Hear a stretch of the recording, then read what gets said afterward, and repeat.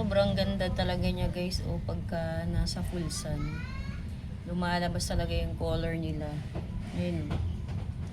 Bali tatlong variety ito guys. Si Mendoza at saka si Darly Sunshine at saka si Crested Luella. Ayan o. Ang ganda. Lutang na lutang yung color niya. Yung hindi nakalagay sa initan guys, kulay green. Tapos leggy yung mga niya. Yung katawan niya. Yung pagitan ng mga dahon, sobrang lalayo. Hindi kagaya ng nasa initan. Ang ganda Ang tataba. Ayan ang taba-taba yung Mendoza. Ayan sobrang ganda. Ayan. Yung lahat ng nasa Rain on Shine ko na ganito lahat ang color nila. Labas talaga yung totoong kulay nila.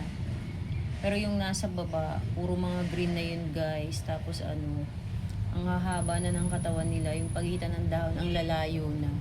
Hindi katulad nito Hindi na ako nakakapag-video ngayon dito sa taas. Ang ingay na kasi hindi na ako makapagsalita. Mas maganda kasi yung nagsasalita kaysa i-edit mo lang, i-voice over mo lang. Ang ganda Ganda.